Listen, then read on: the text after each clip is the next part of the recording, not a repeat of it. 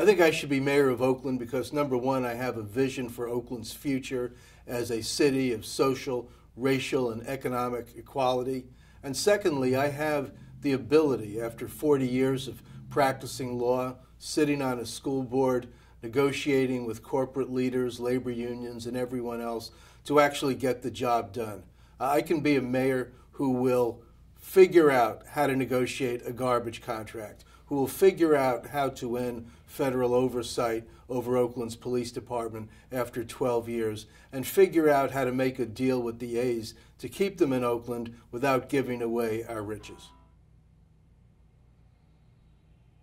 You know, the problem with Oakland, and the reason we have crime and poor schools and inadequate housing and not enough jobs, is the just gap in terms of economic equality that exists in the city. It's almost as though Oakland consists of two cities. In one city, kids go to school, they have safe homes to go home to, the streets are safe, and they have positive futures.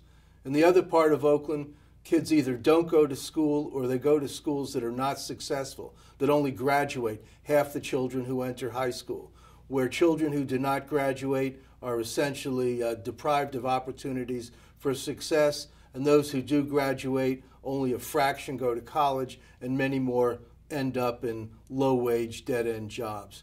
What we need to do in Oakland is to bring these halves of the city together to create a whole where every individual feels that he or she has a stake in becoming a citizen of this community because it's a community that will take care of him or her. Gentrification is a phenomenon that is going to have a tremendous impact on Oakland over the next 10 or 20 years. In fact, it already has. We have people coming here largely because they've been priced out of San Francisco. Oakland's a great place to live. It's considered cool. It's the new Brooklyn and so on.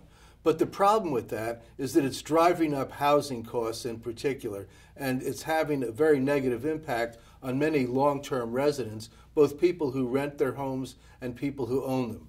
So, yes, we should welcome the new residents and we should create housing and other amenities for them, but at the same time we have to protect Oakland's current residents. And there are two categories for doing that. One is in terms of rentals. We have to enact strong protections for renters to protect them from being pushed out of their apartments by landlords who want to raise the rent and make a profit. And in order to do that, we should enact laws that penalize those types of behaviors. But we also need to go to Sacramento and have rent control reinstated.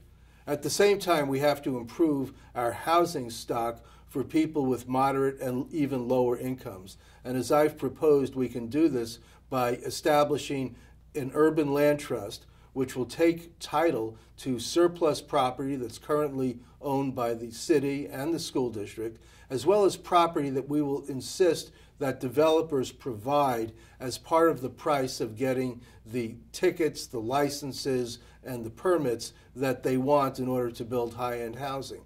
On this property that will be owned by the land trust, we can create housing that's affordable to school teachers, to firefighters, to people with moderate and low incomes, and we can keep this housing affordable forever because it will be owned by a nonprofit corporation.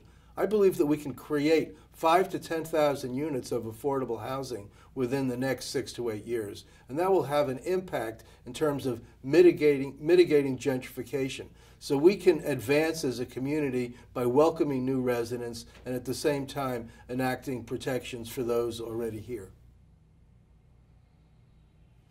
Everyone in Oakland wants the community to be safe, but we can't kid ourselves about whether we can do this simply by hiring more police officers, arresting more people, sending more people to prison. We've been doing that for 30 years in California, and no one feels safer. So we need to have a multi-pronged approach to dealing with crime. I think one reason that my campaign is different than the others is that I really understand how to do this. First of all, we need to improve education. It's intolerable that half the kids who enter high school in the public schools in Oakland graduate. Secondly, we have to improve job training. We can create jobs. We can create jobs in partnership, for example, with Laney College to create jobs in the hospitality industry. We have 6 hotels on the drawing board. We have hundreds of new restaurants. We can create thousands of jobs that way. We can create jobs by laying high-speed cable throughout the city, having an ultra-high-speed internet system, including free services for people who can't afford it. There are lots of different types of jobs that we can create. At the same time, we have to raise the minimum wage because it's really a disgrace that people who work full-time at Walmarts and McDonald's don't make enough money to support themselves and in fact have to be supported with Medi-Cal or Section 8 housing or other public benefits. So we have to raise the minimum wage to $15 as a step in making working the ability to afford a decent life for yourself and your family. So these are all the things we need to do to end the conditions that cause crime. Now we also have to deal with the police department.